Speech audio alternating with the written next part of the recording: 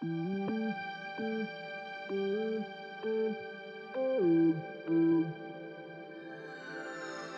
to the nextTalk podcast.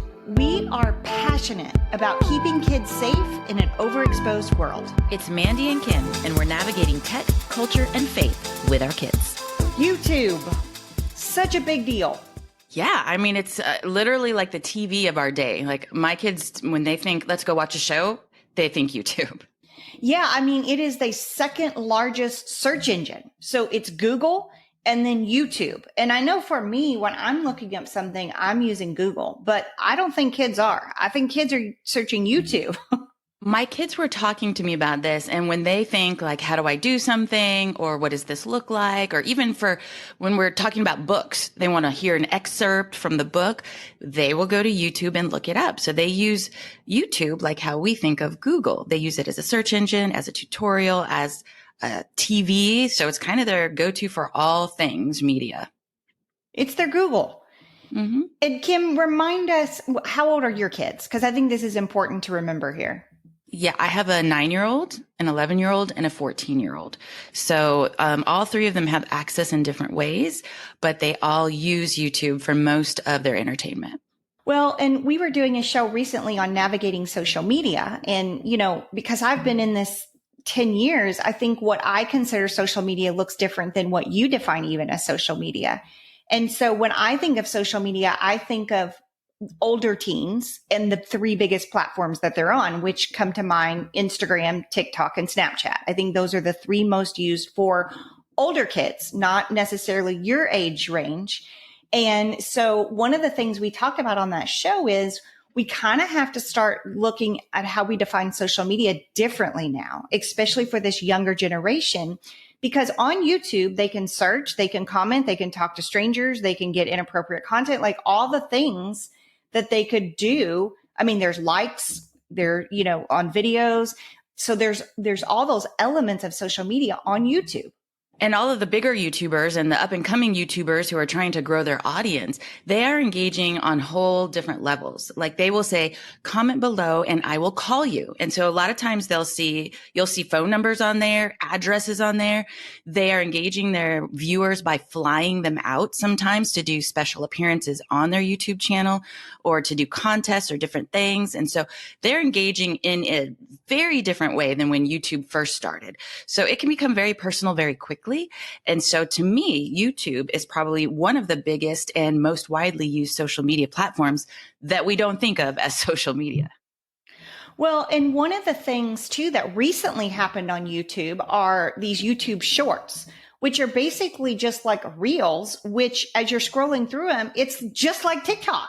So we think, oh, our 8 or 9-year-old is safe. It's not social media. They're fine. But literally, they're just scrolling through TikTok now is basically kind of what YouTube is starting to become like.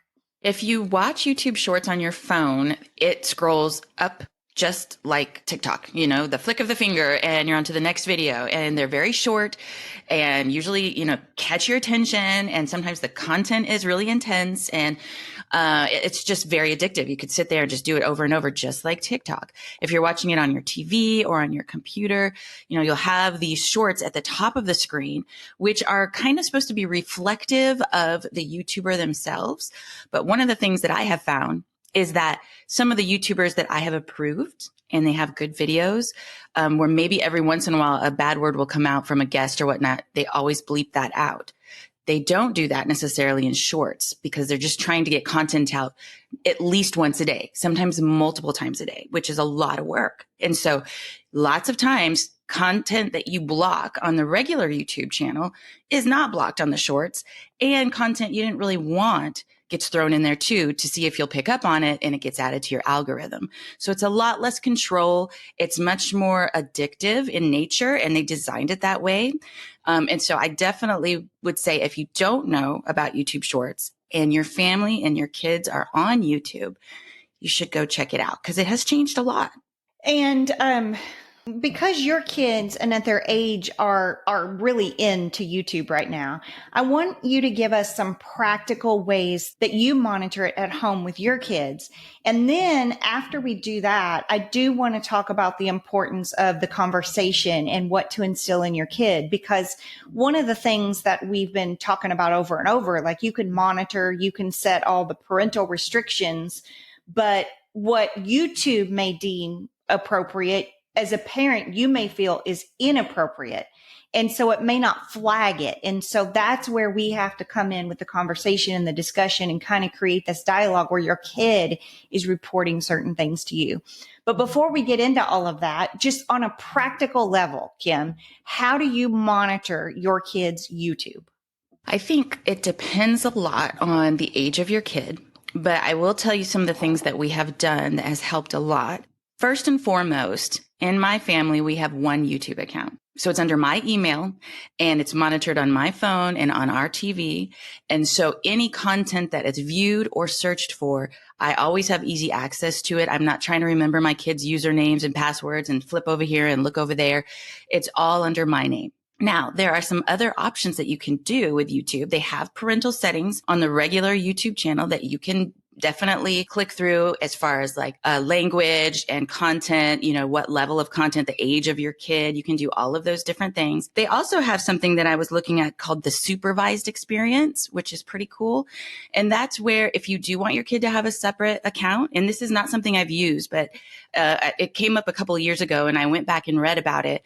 If you want them to have their own account, you can set up a supervised experience where it kind of comes underneath your account and you can set further controls on their account and keep yours the way that you want to view YouTube. So that's pretty good too. And they curate the content a little tighter, it says, and the ads they curate based on the age, which is a really big deal because ads is one of my warnings on regular YouTube is there's a lot of scary ads like for movies and different things.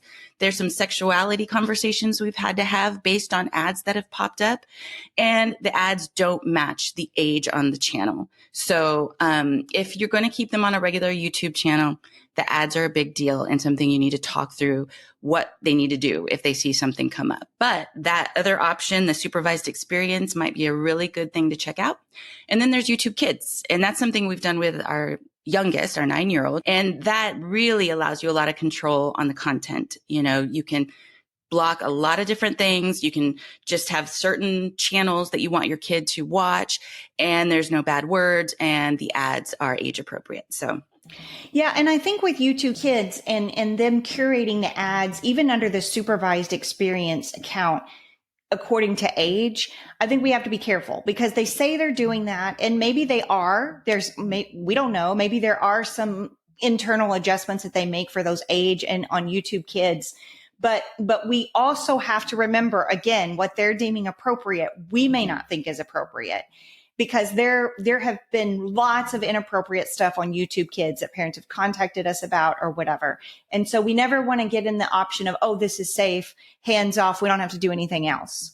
They do offer these different type of levels that you can check out, but that doesn't mean you can't stop monitoring or you can't stop talking because things may come through that are not okay. That is 100% correct. It's maybe better or maybe toned down on some things, but even with the content, not just the ads, you have to parent this resource. You can't be hands off because things will come through on the shows on YouTube Kids, things will come through on the ads. And so these are all good things to do. They're tools, like we always say, but yeah, you still have to monitor. So that's super important to make that delineation. One of the things that I want to mention about our account is when we started out, everything was in restricted mode and we didn't allow comments. We didn't allow our kids to engage at all on YouTube. And we chose a couple of channels that I had watched multiple times that they could watch. And that was the full extent of their experience.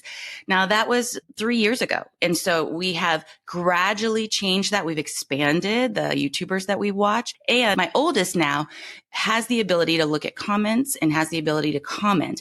But it's a conversation. So anytime he wants to comment, which he has never, he talks about it and we discuss things that we've seen in there. But I want to have the ability to talk through the different issues and the things that he's being exposed to.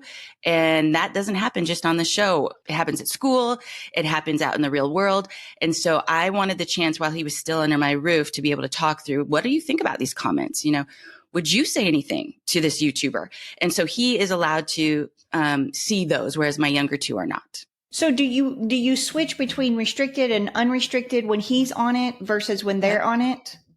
Absolutely. And that has become a really great trust builder, because when my middle son or my daughter wants to watch, they'll just come and let me know, and we flip it back on. And so it's been really good for us. It may not work for everyone. You may want to do, the different tiers of safety, and that might make it easier. That's just how we started back 3 years ago, progressively giving them some access.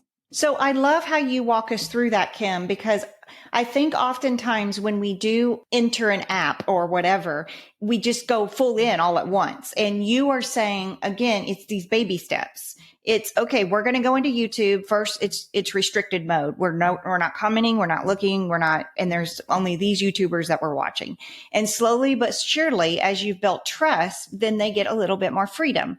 And your 14-year-old looks different than your younger kids. And it should. Your kids' access to anything and everything should be different at different ages when they're ready for it. So I love how you walked us through that. It's one of those things. It is not easy. It is not easy parenting social media. It takes a lot of work and time and energy, but it creates great conversation. It gives your kid a chance to grow trust with you. And it's just an opportunity for us to prepare them for the real world that they're going to be in. So yes, it's not easy, but it's worth it in my mind. I do want to share one thing that my son told me this morning, in fact, and I thought was such a great tip that I didn't think of. He said, if anybody I knew were just going to start watching YouTube, or have their kids start watching YouTube, the parent should go on first and curate the algorithm with purpose. And I was like, well, tell me more about that. And he said, if you just set up YouTube, there is no algorithm based on what you want to see. So it's just going to throw the most popular videos up there, which is probably not what you want your kid to see. So he said, I would go in there and find really good content. Ask your friends whose kids are on YouTube what channels they should watch. And that will set the algorithm from day one, instead of your kid being exposed to a bunch of stuff that you then have to go out and block and block and block. And I thought, well, that's a really good tip. That's a great tip from a 14-year-old. And right? I would even say, ask your own kid, what YouTubers do you want to watch first? And then while you're curating that, you can watch some of those videos, make sure it's safe. I mean, you're doing all the research together, because you're getting to know, okay, this is people that my kid's friends are telling him to watch and then he wants to watch or whatever, but it's opening up the dialogue. I love that. The other thing I wanted to say about the algorithm, and, we talked about the shorts and reels and all of that in TikTok on that For You page or whatever. This is the same kind of situation. They're feeding you stuff based on what you clicked on, and they're probably throwing in random content too to see if you'll take the bait. Right? I mean, it's the same kind of algorithm thought process. It is. And it's really important to be aware of that, because imagine spoon feeding your baby when they're little. It's the same thing. YouTube, social media, that algorithm, the concept behind that is spoon feeding your child what they're saying they want to hear and see, but also throwing in, a bite of brownie to see if they like that too. And if you're feeding them peas that, it's good for them, but it's not as exciting, and suddenly comes a bite of brownie, they're probably going to really like it or be interested or at least curious. And they may click on that new content, and then it gets thrown into their algorithm. So we must be very careful about that, because it is so intense and they watch so much of it. If we don't monitor it, a lot's getting into their heart and mind. So I think it's super important, not only to be aware of the algorithm, but also one of the things that I struggle with, and I know all parents do because we've got a lot to take care of, is even though you have approved a YouTuber, it doesn't mean it's approved forever. We did this show, Mr. Beast's friend is transitioning. How do I talk to my kids? And that came out of a show that we had approved. and things started to change on the show. And if I had not regularly checked in, and if I had not spent time every once in a while watching these approved YouTubers with my kids, I wouldn't realize that some of the content or things being discussed or presented had really changed. And so I would really encourage you, even if you think, oh, this is, a good YouTuber and their content, I feel good about that. Check back in every once in a while, because things do change, especially when popularity grows. Things change. Well, and one of the things you pointed out in saying on that show that I thought was really good was you didn't go in guns blazing with no more of the show. It was a conversation of, well, okay, do you guys, because you had watched a couple episodes with it and you felt like the tone was changing of the show, the dynamic.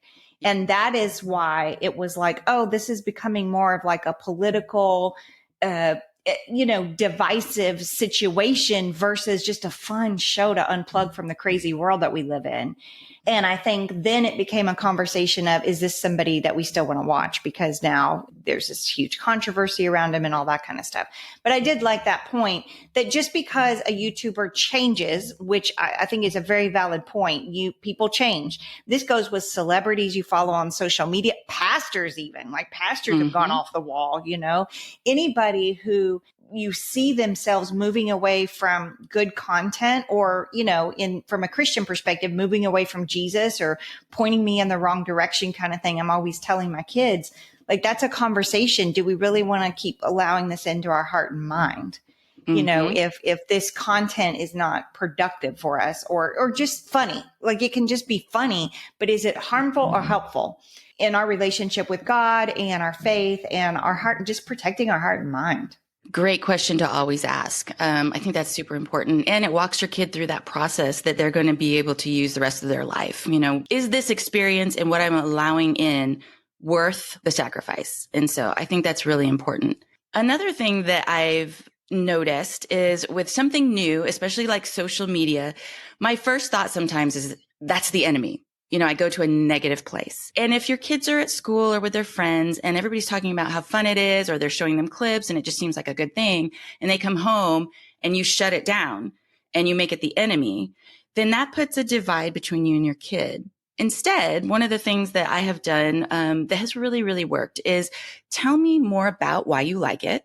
One, and let's see if there's a side to it that is helpful versus hurtful, like you're saying, or harmful. And so a good example is when my daughter came to me and said, I want to watch YouTube. And she was like 7.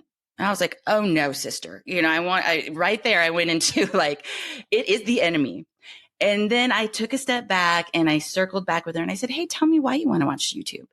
And my daughter's an amazing little artist. And she had heard from a friend that they have these really cool drawing tutorials on YouTube, which is fine. And what a cool thing that she could do during the summer, is I could pull up a video and she could learn some new drawing techniques. And so we were able to do that. And, I apologized to her and we talked through the parameters and how and when she could use YouTube instead of me just shutting it down and then her thinking, well, why is an art tutorial the enemy?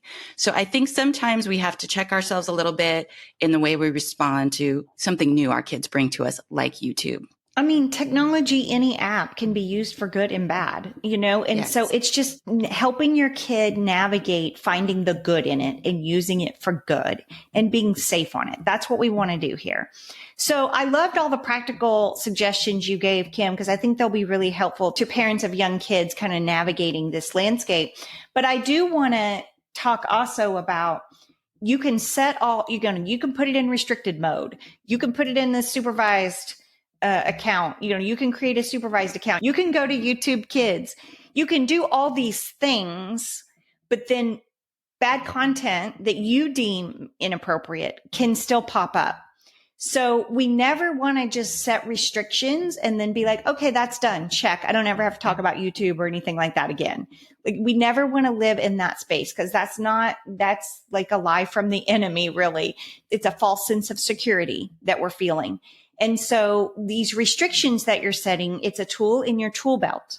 But the first line of defense is your kid reporting things to you that are going to pop up. So it's very critical that you have some set guidelines. Like, I need you to tell me about these 5 things, and list them out for your kid, what you want your kid reporting to you. And we did a whole show on this. It's called 5 Reporting Guidelines to Get Your Kid Talking. We'll link it below. But you need to make sure your kid knows what to report to you. And when they do, you have to praise them, not go crazy on them. So even if it's crazy content that you're like, wow, I can't believe this came through on YouTube Kids. This is nuts, right? You still have to respond to them like, thank you so much for telling me. This is not really appropriate for your heart and mind, or just talk about the video, like why it's not healthy for them. If it's somebody shooting somebody, honey, this desensitizes you to the fact that that's a person.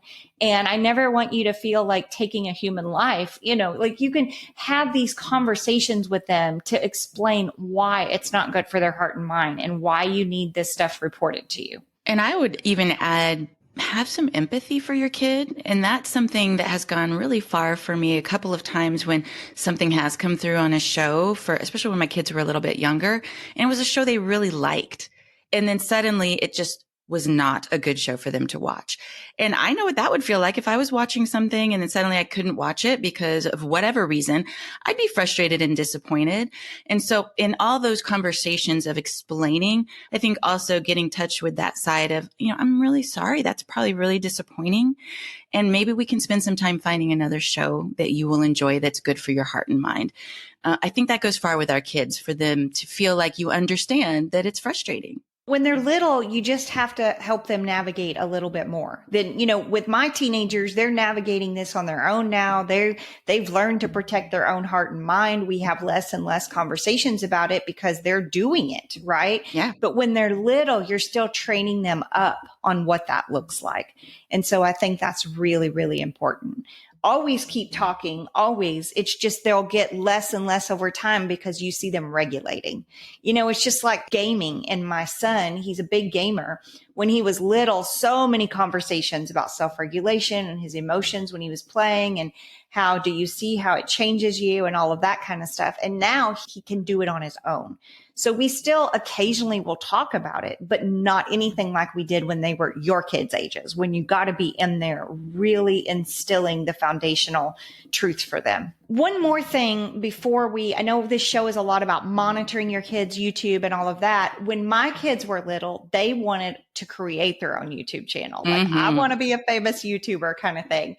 And I remember starting out, one of the things that I did was I made sure nobody could comment. And we had a rule that their face couldn't be in the video. This is when they were little. And it was just kind of a fun way for them to be creative, and their friends would subscribe. They would be so excited if they got 5 subscribers or whatever. I was a subscriber. I know. I remember. Please.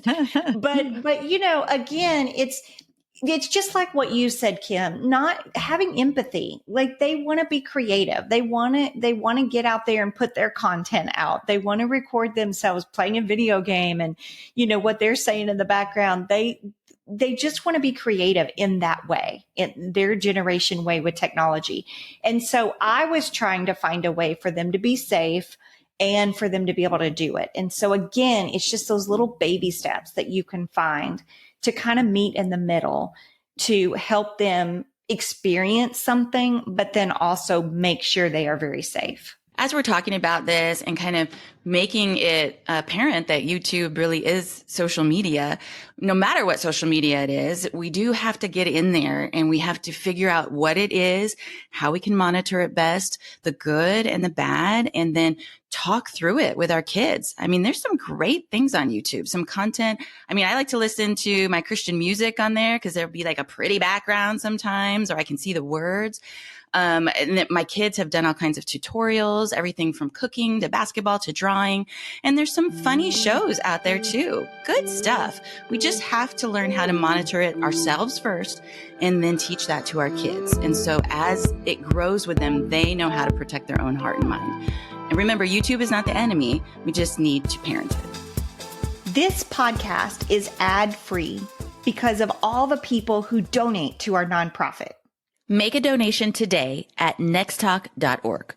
This podcast is not intended to replace the advice of a trained healthcare or legal professional or to diagnose, treat, or otherwise render expert advice regarding any type of medical, psychological, or legal problem. Listeners are advised to consult a qualified expert for treatment.